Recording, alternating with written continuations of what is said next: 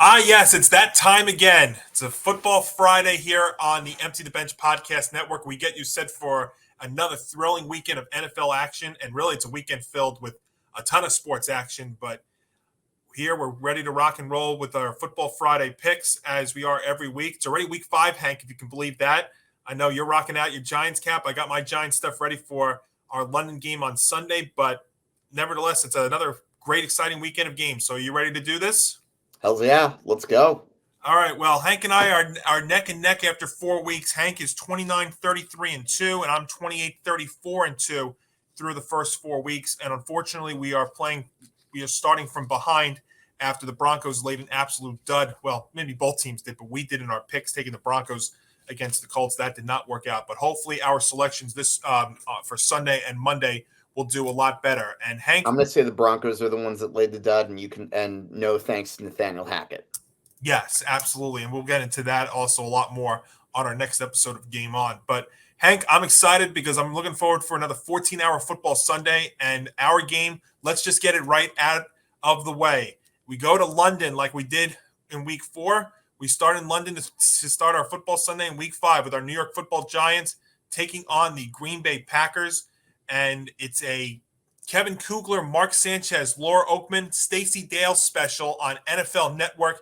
Hank, the Green Bay Packers are 7.5-point favorites in this matchup. 7.5? Are you kidding me? Like, that is way too high. I'm sorry. Did you watch the Packers last game and how they almost lost to New England? And have you watched the Giants and how tough they are? I mean, look, maybe I'll be wrong. Maybe the Packers do get that touchdown at the end to kind of break away, which I might have mentioned was going to happen on Big Blue Avenue, but that's beside the point. This was before I realized what the spread was for this game. So the more I think about it, I see the Giants covering that one. Do I think that necessarily means they're going to win? No, but I mean, look, they've surprised us a few times early on this year. Who's to say it's not going to happen again? But regardless, I think the Packers are too strong of a team, but I don't think they're going to win by more than 7.5. I'll tell you that. I just wonder if this game was at Lambeau Field, would we be talking almost about a 10-point spread? And that would have been a bit too high. Now, the biggest And guess concern what? I'd give you the same argument if that were the case. and I would actually agree with that. This is just from an analytics perspective, or an analyst perspective, I should say, not analytics. We don't use that in football, at least I don't think we do. But as far as an analyst perspective here, here's the thing that I get concerned about with the Giants. We know how much they like to blitz, especially with Wink Martindale. And I don't know if they're going to be able to blitz for 4 quarters with Aaron Rodgers like they've been able to do with like Justin Fields and Tannehill and Baker Mayfield. It's kind of an uncomfortable matchup from the Giants' perspective. Now, granted, they've been playing very, very well, but I kind of worry about that. And it's good to see. It looks like Daniel Jones is going to play on Sunday, which is definitely good. But I just don't think this is a favorable matchup for the Giants. And I hope I'm wrong in saying this, but this I could see something like 31-20 Green Bay in this game. So I am going to hopefully be wrong in this one, but I am going to take the Packers laying the 7.5 in London in game number 1. So Hank and I already are in disagreement to start, but hey, I hope that by 12:30 or so, hopefully we'll be in happy moods. I mean, look, through the first 4 weeks, there's a lot of things you have to like with the Giants, but now they're going to start entering a good test here these next 4 weeks. Hopefully we come out 2-2. That's what we want. But I'm going to go with the Packers laying 7.5 in game number 1. It's Jim Nantz, Tony Romo, and Tracy Wolfson on the NFL on CBS. Hank, it's the Buffalo Bills at home against Kenny Pickett and the Pittsburgh Steelers. This is not a typo, folks. The Buffalo Bills, a 14-point favorite, a 2-touchdown favorite at home. And I am taking that one. And let me tell you why. Because even though Pickett might, I think the Steelers finally did the right thing by moving on and starting Kenny Pickett. My other issue is the offense. And partially it's because of the system that Matt Canada calls, and also there's the matter of they're still without TJ Watt. I mean, I'm sorry. If you're going up against a really extremely loaded Buffalo Bills team without one of your best pass rushers, you're screwed. Give me the Bills. Yeah, it's a tough environment for Kenny Pickett to make his first career start. I trust him to use Pittsburgh's wideouts better than Mitchell Trubisky did, but the best way to destroy the Steelers' defense is to run all over it. Now, I don't think Buffalo can do that because that's not their game, but it's still going to be the Bills' game to dominate in. I'm going to take the Bills something like 31-10. I just worry about that backdoor cover that you could see maybe late in the fourth quarter of the Bills play prevent style defense and Kenny Pickett gets a late touchdown there, but I don't think it's going to happen. I think the Bills win easily in Buffalo. It's a Greg Gumbel, Adam Archuleta, AJ Ross special on the NFL on CBS as the Los Angeles Chargers take that West Coast to East Coast trip for an early window game against the Cleveland Browns. The Chargers laying 2. Give me the Chargers. I think they definitely will win their second game, and the Browns, I think those 2 losses could very well be coming back to haunt them. So, I got to ride with Justin Herbert. I think this game's going to be very close, maybe a little bit too close for comfort, but this line is just low enough for me to take the Chargers in this one because I think Nick Chubb's going to have another great game. The Chargers have allowed 5.4 yards per carry, which is the second worst in the NFL. We all know about how the Browns like to utilize their offense with Chubb, with Hunt. The Chargers, they've yet to put together a 100-yard rushing performance, but I think they can do it in this one. They're averaging an NFL low 64.5 yards per game, but the Browns defense is ranked 17 in rush defense, allowing an average of 113. Again, the fact that this is just a 2-point line, I'm gonna run with it, pun intended there. Give me the Chargers to win and cover in Cleveland in game number 4. It's Spiro Ditas, Jay Feely, Aditi Kinkabella on the call on the NFL on CBS as the Houston Texans travel to Jacksonville to take on the Trevor Lawrence-led Jacksonville Jaguars. Jaguars a touchdown favorite. I think you pretty much know by now I am very high on the Jacksonville Jaguars. Now, obviously, that was a heartbreaking loss they had in Philadelphia, but I think that could be a game that would end up being a learning experience for Trevor Lawrence going down the road and against a team like the Texans, who I think definitely will be fighting for that number 1 pick. Give me the Jags. Jaguars defense, especially on the ground, they were leading the NFL in rush defense. And then last week, they gave up 210 yards and 4 rushing touchdowns to the Eagles.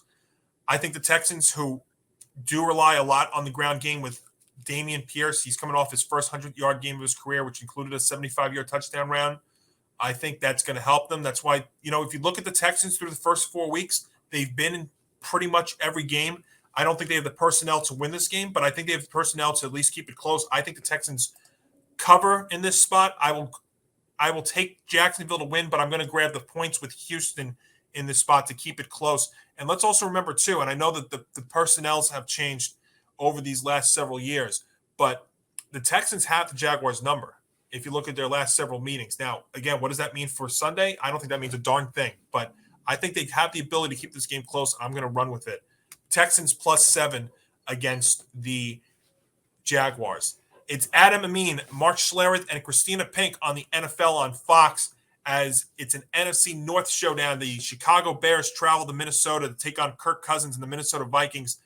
Vikings are laying 7.5 points at home, Hank. I'll take this one first because I don't think there's really much to break down in this game. Again, if the Bears are going to continue to run a 1950-style offense, Justin Fields against Kirk Cousins, I mean, that's just it's a terrible matchup. I think the Vikings win this one big. 1950 style offense. I think you're being a little too kind there, Johnny, but yeah, I agree. Yeah, I mean, we saw that against the Giants. I mean, I know that Fields had one good throw. That's probably the best throw that he's going to have all season. And like I said, I don't think the problem is Justin Fields. The problem is I just don't think he has enough weapon. This isn't a well-constructed roster. And if you have a defensive mind as your head coach, that's not exactly a recipe for success for a young quarterback with potential. Yeah, that's fair. I wouldn't be surprised, though, end of the year, you see the Bears, the way they're going, they might make some personnel changes all the way around. Head coach, quarterback, all that kind of stuff, just because I think they are really a mess. They might be the worst team in football, at least through the first 5, and I think it's only going to continue. Kenny Albert. I checked, Bad News Bears was a Little League baseball team with Walter Matthau as the head coach. Yes, absolutely. Kenny Albert, Jonathan Vilma, Shannon Spake special on the NFL on Fox. The Detroit Lions go to Foxborough to take on the New England Patriots. Is it going to be Bailey Zappi and the New England Patriots? We'll find out. I know Mac Jones kind of made a return to practice there, but it looks like it could be Bailey Zappi again. But Bailey Zappi and the Patriots, 3-point favorites. Really? Bailey Yeah, Zappi? some of the lines I tell you, Hank, some of the lines this week are very, very interesting. I've got a few more that are coming up because here. not only do I have the Lions covering, I have them winning this one outright because simply for the sheer fact that while yes, the Lions defense is probably on the mediocre side, I just don't think the Patriots have the offense to keep up with Detroit. I agree with that 100%. I think the Patriots going to be able to put up points like they did against the Vikings a couple of weeks ago, but the only thing that concerns me is the thing that concerned me last week with them, and I still went with the Lions, and I'm going to do it again. I think I picked the Lions every week so far this season. I'm concerned about their injuries. I don't know about Ahmad St. Brown or Swift. I know those two guys were missed big time last week. But you mean Ahmad St. Brown's the Bears guy? No. I might think of somebody else, but no, anyway, Amon-Ra St. Brown's who you're thinking of. Yes, that's right. Okay. So him, Swift, I mean, those two guys, they were missed big time last week. And think about it, they still put up 45 points. I mean, they just ran into a buzzsaw there with the Seahawks and Geno Smith. But I just don't think the Patriots have enough to keep it with the Lions. I mean, the Lions are the best scoring team right now through the first 4 weeks. I worry about their defense, but to me, I'm taking the team with the better talent. And yes, in a matchup with the Patriots, I'm taking them with the better I'm taking the team with the better quarterback too, and that's the Lions. So give me the Lions +3 in, I guess what you could say is an upset special in Foxborough. It's Brandon Gaudin, Matt Millen, and Megan O'Leary on the NFL on Fox. The Seattle Seahawks, speaking of, are traveling to New Orleans to take on Andy Dalton and the Saints. That's what it looks like it's going to be on Sunday. And the Saints, coming after playing in London last week, right back at it again this Sunday. They're 5.5-point favorites. Now, I don't know if I necessarily have the Seahawks winning this game, but there's no doubt in my mind I think they should at least cover against New Orleans Saints. I mean, the reason I'm doing this is because I'm kind of rolling with the hot hand Geno Smith. Can you believe I'm actually saying that right now live on camera? But yeah, maybe I'm hallucinating. But the fact of the matter is I think the Seahawks will cover, and the Saints just look like a mess at this point right now. Hank, you and I are sharing a brain on this one too. And the Saints look like they had a little bit of extra life with Dalton. I think Jameis Winston's been holding them back a little bit because he's been trying to play hero. But and he never learns. No, he does not learn. That's for sure. And, he's playing with that back injury that we don't know could almost be career-ending if he took a very bad hit. But the thing is, he traveled back from London. But the thing is, too, I don't know what the Seahawks are. Is Geno Smith going to keep up this pace of 77% completion percentage? The Saints are also a mess. They might win this game, but I agree with you. I don't think they win by more than 5. I'm going to take the Seahawks +5.5. And that's another one of those games that, again, the line is just very, very interesting. I don't know if the Saints should be 5.5-point favorites. I think maybe more of like a field goal favorite, but I'm gonna grab it with the points here with Seattle. And would it surprise you if they win? No, I think you're going to be a spoiler team this entire season, but I'll definitely grab the points with Seattle down in New Orleans. Yeah, I agree. I think I'm definitely going to go to Seattle. I don't know if, again, I think they'll probably, I think I'm going to take them to win outright. Screw it. Seattle upset special, totally. Yes. All right. Well, I mean, I've got you at 5.5. So even if the Saints win by 3, we both still win, and that's also a possibility as well down in New Orleans. Kevin Harlan, Trent Green, Melanie Collins special on the NFL on CBS. It's Teddy Bridgewater and the Miami Dolphins traveling to MetLife Stadium to take on Zach Wilson and the New York Jets. The Dolphins 3.5-point favorites in this one. And Hank, I'll take this one first here. I've taken the Jets as an underdog twice, and they've won. I don't know what I know the Dolphins have had a few days off. extra days off to prepare, but I just don't know what Teddy Bridgewater is because he hasn't really played a lot the last couple of years. And I know he's been playing primarily as a backup. I don't know how much of a difference his style of offense is going to be there without Tua. Part of the reason why I think Tua's success is so great is because he does have his Alabama teammate in Jalen Waddle. There's no doubt that the Dolphins are the better talented team, but I think Tua not being there is a big deal. And I'm getting that extra hook as well. So I wouldn't be surprised if they get a win in this spot, but I'm going to grab the Jets plus 3.5 in a game. I wouldn't be surprised if they win outright the way especially with the personnel that the Jets have too. Yep. I'm going to actually go against you this time. Okay. I'm going to take the Dolphins. The reason being is I still think the Dolphins have too much talent on their side, and I think Teddy Bridgewater is a more than capable backup to go in and get a road victory against the division rivals such as the New York Jets. So give me Miami. Very fair. And if you look at past history, Jets have lost 12 straight games to the AFC East. Oof. Yeah, it's been rough, but Jets have some talent. I know our friend Nick Morganson doesn't like to hear that because he still wants them to go 0-17, but Jets are too good, to go 0-17. Wilson played well in that fourth quarter last week. Breece Hall's been good. Garrett Wilson's been good. Their draft pick's been all right. They got a veteran presence at receiver. So we'll see. And I know Nick, I was on with him on Tuesday on Empty the Bench, did take the Jets as well, plus the 3. I think it was plus 3 on Tuesday, but it's jumped up to 3.5 here. But I'm gonna grab the 3.5 for the Jets, and even if they lose, you know what, they may lose by 2. It'll be interesting, this AFC East matchup over there. Then we travel down to Tampa Bay. It's the Atlanta Falcons and the Tampa Bay Buccaneers. It's a Joe Davis, Daryl Moose Johnson, Pam Oliver special on the NFL on Fox. The Buccaneers, who have been dealing with injury problems at receiver all season, might be getting some help, but nevertheless, a 10-point favorite at home. I am going to take the Buccaneers, and why is that, you might ask? I mean, is it really safe to bet against Tom Brady when he's coming off 2 straight losses? I say no. Give me Tampa. Gosh, the Falcons, who I thought were before the season started, I said were the worst team in the NFL. Now, they have, to be fair, first 4 weeks, they've surprised a lot of people. They've actually played quite well. I actually took them to win outright upset special last week against the Browns, even though they were only a 1-point dog. Nevertheless, they won. But that win was costly because Cordell Patterson, their running back, who's been one of the best running backs in the league through the first 4 weeks, he is out. Kyle Pitts, their tight end, is out. So no big threat at running back. Their best receiver, who is their tight end, Kyle Pitts, is out, and Marcus Mariota is your quarterback. Against that Bucs defense, Hank, this is probably a get-right game for the Bucs. I think this one is going to get really, really ugly. I am going to take Tampa minus the 10, and here's how I think of it.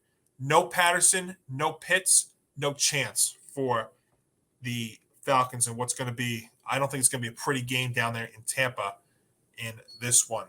Speaking of an ugly game, this one on paper looks to be really ugly. Hopefully I'm wrong, and I feel bad for these guys calling it. Andrew Catalon, James Lofton, and Amanda Renner on the NFL and CBS. Tennessee Titans go to Washington to take on the Washington Commanders. The Titans are a 2-point road favorite, Hank. Ready for another upset special? I'm going to go with the Commanders. I don't know why. This is just a really bold prediction I have. You never know what upset's going to happen this week. So no rhyme or reason. I think their defense can stop Derrick Henry, and I haven't been overly impressed with the Titans. So give me Washington. Gosh, this game to me had 12-10 written all over it. We had 12-9 on Thursday. I think this one had 12-10 written all over it. But I think this is, and how I'm not in love with Tennessee, but I think this is a great spot for Ryan Tannehill to have a big game. I think he could find a way to finish with 300 yards because the Commanders' pass defense is allowing nearly 260 yards a game, 294 yards per game at home. If it's not now, it's never for the Titans. And the Commanders, I've been so wrong on them this year, and I picked them a couple of times. I just don't see it. They can't get it done at home. So I don't know why this is any different. Yeah, you do worry about the possibility of a Tannehill pick, but you know what? If they get their passing game going early, jump out to a lead, then you can run it out with Derrick Henry. I am taking Tennessee to win and cover in this one. And I think it'll be a little bit more than 12-10, but it's going to be kind of ugly. So we're going to be on different sides to wrap up the early window here. But the way the Titans are, that AFC South, which I know had a good week last week, I wouldn't be surprised. But yeah, I'm rolling with Tennessee on the road because they've at least also showed me something here these first 4 weeks. The Commanders, not much, if you think about it. So that wraps up the early window, and then we get it going with the late window up in Carolina, in up North Carolina from where I am, as the San Francisco 49ers travel off their Monday night win, take on the Carolina Panthers with Iron Eagle Charles Davis and Evan Washburn on the NFL on CBS. 49ers 6.5-point favorites, Hank. You know what? I am willing to take that one as well. Carolina's an absolute mess. Give me San Francisco. Yeah, this is another bad matchup for Baker Mayfield and the Panthers, and another team that I was high on all season. And again, it's been an absolute dud. I mean, the 49ers are tied for second in the NFL with 15 sacks, and Baker Mayfield's 31st in the league in completion percentage against this 49ers defense, which has been off to a dominant start. I mean, we use the word dominant a lot. The 49ers defense has been dominant. I think it continues here. I think they take care of business against the Carolina Panthers up in Carolina. Chris Myers, Robert Smith, Jen Hale special on the NFL on Fox. The Philadelphia Eagles travel west to take on the Arizona Cardinals. So a Jalen Hurts against Kyler Murray special here in the late window. Philadelphia Eagles, 5-point favorites on the road. Hank, home field advantage is not going to be a darn thing in this game because the Cardinals have lost 7 straight at home. I guess the only way you maybe give the Cardinals a chance here, Eagles are not going to have left tackle Jordan Melita and right guard Isaac Samuto. They're dealing with injuries. Jack Driscoll, who hasn't started a game at left tackle since college, has been getting a lot of the work there, so maybe something there. But here's the thing is, Jalen Hurts just has to, he has to do it all. And the Eagles have just been so dominant this year. Even when they were down 14-0 early last week to Jacksonville, I mean, they just absolutely took over after that bit of a rough start. I don't think that continues here. I think the Eagles win this game by at least a touchdown. Ready for another surprise? Go for it. Arizona is my upset special. All right. I'm taking Arizona for an upset special, and one reason why is because I think the injuries on the Eagles side might be bigger than people realize, and then I also think this is one of those games where I can see Kyler carrying Arizona to win. Now, I may be drinking the Kyler-aid, but let's be real. Another thing that's a factor in there, the Eagles historically tend to struggle against the Cardinals in Phoenix. And it doesn't matter how good the Cardinals teams are. So, with all that in mind, give me the Cardinals to upset. Hey, it's not a crazy thought. And you know what? You're getting 5 points, so even if the Eagles only win by a field goal, you still win. So not a crazy thought, and Eagles are not going to go undefeated. I mean, you and I think we're both on the Dolphins to upset the Bills, so we do know a good upset when we see one. And speaking of upsets, I think we've got one. We've technically got one in the making here in Los Angeles at SoFi Stadium, as Kevin Burkhardt, Greg Olsen, Aaron Andrews, and Tom Rinaldi call the Dallas Cowboys and the Los Angeles Rams. The Rams laying 5.5. This one, on the other hand, I will take. Give me the Rams. Gosh, this line, I don't know if can the Cowboys keep it going here? I think they can, and even if not, 5.5 points, the Rams should not be favored by against anybody with the way things are going. Stafford's been sacked 16 times, which is tied for second most in the NFL. The one thing we've noticed with the Cowboys, Hank, we noticed it even with our Giant game, is the Cowboys' ability to get to the quarterback, their pass rush, their defense has been excellent. They're tied for second in the NFL with 15 sacks. They own the best pass rush rate in the NFL. And I hate to say this, I know this is going to sound cruel, but this game might almost turn out to be a home game for the Cowboys. There might be more Cowboy fans at SoFi than Rams fans. To me, this line makes absolutely no sense. And even if the Rams eke out a win, I'm getting 5.5 points with this one. I'm taking Dallas plus 5.5 to cover, and I would not be surprised if they win before their big test next week against the Philadelphia Eagles. I think that definitely makes sense. Don't get me wrong. I mean, my only concern is how long are they going to be able to keep winning without Dak? Well, it's funny because the way they're positioned right now. I mean, if you've seen Cooper Rush play, Cooper doesn't have to make those deep long balls. I mean, he's been throwing short passes, and they've been able to do those yards after the catch. A lot of yak, and I think that could be successful. Now, is this an answer in the long term? I don't think it is. And Dak, I mean, I don't even think they need to rush Dak back next week if he's indeed going to be ready against the Eagles, because then you have that bye week. And I'll tell you what, the Cowboys have done what they needed to do. And you know what? They just had the right system. And I was totally wrong. I had them dead after week one. And you know what? Got to be fair. Rush has played well enough to win them games. I don't know if it could be a long-term answer, but you know what? They've done enough considering what they don't have as well. But I think they could keep it definitely within 5.5. Maybe the Rams even win this, but I don't know if the Rams have the talent and the ability right now to win this game by 6+ points. And so I'm not going to do it, but we'll find out as we wrap up the late window there. Sunday Night Football on NBC. It's Mike Tirico, Chris Collinsworth, and Melissa Stark as the Cincinnati Bengals take on the Baltimore Ravens. Ravens are 3.5-point favorites at home. 3.5 favorites to the Ravens, you say, eh? Yes. Well, you know what? I think the Bengals are somehow going to find a way to sneak in that cover, but the Ravens will still win. This game 2 weeks ago, Hank, I would have had a different prediction, but Baltimore's defense has struggled. The amount of damage that opposing teams have done through the air, I think, is a great advantage for the Bengals, Burrow, and Jamar Chase. Also, there's no Rashad Bateman. There's no Justice Hill for the Ravens. Upset special. The Cincinnati Bengals win this game outright against that very porous Baltimore Ravens defense. The only difference is the Ravens will be trailing for more than the 14 seconds combined that they've had in their two prior losses. I love Cincinnati, especially with that hook, but I think they win this game outright against the Baltimore Ravens on Sunday Night Football. We'll be waiting all day for Sunday night for a very entertaining game in this one. And then we wrap up the week with an AFC West showdown with Joe Buck, Troy Aikman, and Lisa Salters on Monday Night Football on ESPN. The Las Vegas Raiders go to Arrowhead to take on Patrick Mahomes and the Kansas City Chiefs. Chiefs are a touchdown favorite.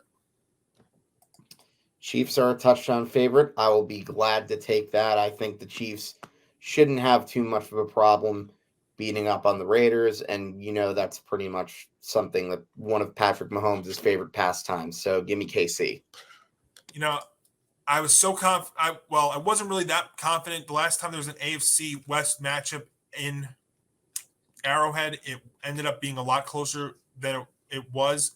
But I think this is such a tough spot for the Vegas Raiders, who I know got right last week. But in that environment, you know how loud it can get there.